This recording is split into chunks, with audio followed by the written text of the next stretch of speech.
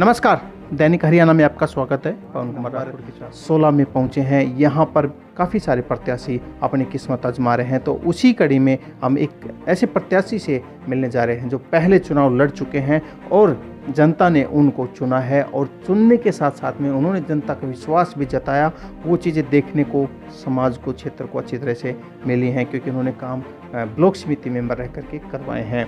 तो हमारे साथ में जुड़े हुए हैं एडवोकेट अमित जी। अमित जी हमारे साथ में जुड़े हुए हैं, बैठे हुए हैं। नमस्कार अमित सर। नमस्कार जी, नमस्कार सर। जैसे कि आप पहले चुनाव आपने लड़े और दोबारा से पहले पंचायती समिति मेंबर के आपने लड़े और मेंबर रहे हैं, और देखा मैंने आपका कार्ड भी देख रहा था, काफ़ी सारे आपने काम किए हैं। अभी आप पार्षद की तैयारी कर रहे हैं, क्या कहना चाहेंगे दर्शकों? सर, इसके अंदर यही बात है, लोगों के हमने काम पहले भी किए हैं और आगे भी करेंगे, लेकिन देखो हम समाज को देखते हुए काम कर रहे हैं। अब जिस चीज़ की हम क्षमता रखते हैं, भाई कोई सड़क हो गई, गली हो गई, ये चीज़ करते हैं। और जो फिलहाल मेरा इस बार फोकस है, वो मेरा इस बार फोकस है कि भी मैं लगभग गाँवों में जो मेरी क्षमता के हिसाब से हैं, हो सका तो सारे गाँवों में, हर गाँव में सबसे ज़्यादा बच्चों को जिस चीज़ की ज़रूरत है वो है शिक्षा की और खेल कूद की। तो इन दोनों के लिए जो मेरा विचार है, मेरा विचार ये है कि एक तो लाइब्रेरी हर गाँव में, जो आजकल हरियाणा सरकार भी कर रही है, जहाँ पे भी जा रहे हैं वहाँ पे यही हो रहा है भी ई लाइब्रेरी। तो हम ये चाहते हैं कि भी हर गांव के अंदर, हर जगह के अंदर, ज़रूरी नहीं है एक गांव में हो उसके पड़ोस में हो, तो वहाँ पे लाइब्रेरी और खेलकूद का सामान, जिम वगैरह, ये सारी चीज़ें होनी चाहिए। क्यों? क्योंकि हमारा जो युवा है वो पढ़ेगा, खेले कूदेगा, जब भी वो आगे बढ़ेगा। ये जैसे कि आपने मेन मुद्दों को तो आप इनको लेकर के चल रहे हैं आगे। अभी क्या है ना, बहुत सारे प्रत्याशी हैं जो आपके सामने हैं, करीबन 7-8 प्रत्याशी लग रहे हैं मेरे को आपके वार्ड नंबर 16 से। तो वो भी लगभग मेरे हिसाब से इन्हीं मुद्दों के साथ में लड़ रहे होंगे। लेकिन आप कुछ हट करके क्या करेंगे कि ऐसा, जैसे कि एक तो ये पॉइंट हट करके ही है, बिल्कुल हट करके है, क्योंकि शिक्षा और खेल ये दोनों अहम चीज़ हैं भविष्य के लिए। इनसे भी कुछ अलग से, जैसे बुजुर्ग हैं, महिलाएं हैं, बहन बेटियां हैं, उनके लिए क्या कुछ रहेगा आपकी तरफ से सर? सर, इनके लिए तो वैसे हमारी सरकार भी बहुत बढ़िया काम कर रही है। आजकल जैसे पहले पेंशन वगैरह इन सारी चीज़ों के लिए लाइन में लगना पड़ता था, अब वो सरकार ने रोल ख़त्म कर दिया। अब सरकार क्या करती है, भाई जिसकी उम्र हो गई उसकी पेंशन अपने आप बन जाएगी, जिसके कागज़ कंप्लीट है उसके 2000 रुपये किसानों वाले आ जाएंगे। तो सरकार हमारी बहुत आगे है। वो सरकार की जितनी भी सेवाएं हैं वो आम जनता तक पहुंचाने का काम, और जिस आदमी को उसके बारे में नहीं पता उस आदमी तक ये सारी सुविधाएं पहुंचाने का काम, ये काम मैं जोरों शोरों से करूंगा, और ये काम मैं शुरू से पहले से करता भी आया हूँ। ठीक है जी। तो ये आपके तो जैसे एक चीज़ और आ रही है सर, जैसे कि प्रत्याशी और भी हैं, बहुत सारे हैं, लेकिन जनता आप ही को क्यों चुने? ऐसा क्या है कि भाई आप ही को चुना जाए, आप ही को वोट दें, आप ही को जिताएं? सर, ये तो देखो जनता जनार्दन है, गांव राम है, वो तो देखो जनता का है, जनता डिपेंड करेगी, वो सोचेगी किसको क्या देना है, किसको क्या नहीं देना। मेरी सिर्फ अपील यही है कि भी मैं हर प्रकार से, हर युवा के, हर बुजुर्ग से, हर माता बहन बेटी, सबके लिए इक्वल रहूँगा, सबके लिए बराबर काम करेंगे। जो हमारी क्षमता है उस क्षमता के हिसाब से किसी को निराश नहीं करेंगे। जी, जैसे कि आपके विचार तो सही है। लास्ट में जब दीपावली आ रही है, दीपावली के ऊपर आप अपने वार्ड नंबर 16 के क्षेत्रवासियों, देशवासियों को क्या कहना चाहेंगे? सर, सबको दीपावली बहुत बहुत मुबारक हो, और दीपावली के अंदर पटाखों का इस्तेमाल कम करें, क्योंकि इससे भाई कोई भी इंजरी वगैरह, चोट वगैरह किसी के भी लग सकती है। शांतिपूर्वक दीपावली मनाएं, हंसी खुशी से सब लोग स्वस्थ, खुश और मज़े में रहें।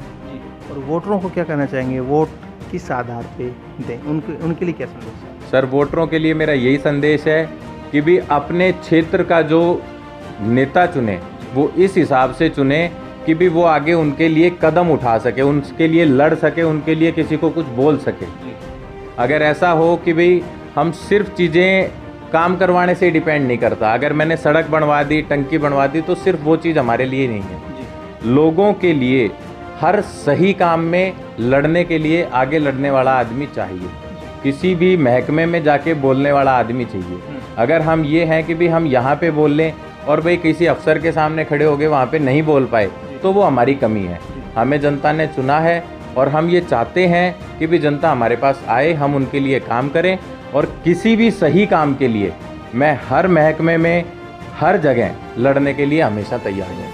अपने जनता के लिए। तो ये जैसा कि संदेश था, एक ही बात है, कुछ लाइनों में सारी बात समेट करके रख दी जो बीच में आपने सुनी है। वो लाइनें क्या थी, और मैं हमेशा बोलता हूँ कि सरकार की योजना, सरकार जो भी योजना यानी कि क्षेत्र के लिए, व्यक्ति के लिए या किसी भी बच्चे के लिए जो निकालती हैं, और भाई साहब अमित का कहना है कि वो स्कीम हमें प्रत्येक व्यक्ति तक, क्षेत्र तक, घर पहुंचाने तक का हमारा कार्य रहेगा। और यही चीज़ें, यही मेरा सवाल, यही मेरा क्वेश्चन प्रत्येक उस पार्षद से, प्रत्येक उस नेता से, प्रत्येक उस सरपंच से और प्रत्येक उस जो डेलीगेट कैंडिडेट है उससे मेरा यही सवाल है कि जो भी योजनाएं निकलती हैं गवर्नमेंट की तरफ से वो प्रत्येक व्यक्ति तक पहुंचाने का आपका अपना काम रहेगा। क्योंकि अगर हम नेता बन करके काम करेंगे तो काम नहीं हो पाएगा। अगर हम सेवक बन करके काम करते हैं जनता का तो बहुत अच्छे तरीके से काम भी होगा और जनता आपको अगली बार के लिए भी किसी न किसी रूप में देखना चाहेगी। क्यों सर? राइट सर, इस चीज़ के लिए मैं एक बात वैसे भी कहना चाहता हूँ। पिछली बार मैं समिति का सदस्य रहा था जी।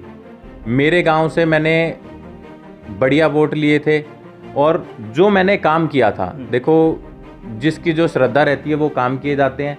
मैंने जो काम किया था इसी वजह से मेरे गांव ने मुझे दोबारा आशीर्वाद दिया है कि भी तुम लड़ो, हम तुम्हारे साथ हर प्रकार हर तरीके से आपके साथ हैं। सर लगभग आपने बताया था कि 15 आपके गांव में, सॉरी आपके वार्ड के अंदर 16 के अंदर गांव है, और लगभग कितने वोट हैं? सर लगभग वोट हैं 28,000 के करीब, 27-28,000।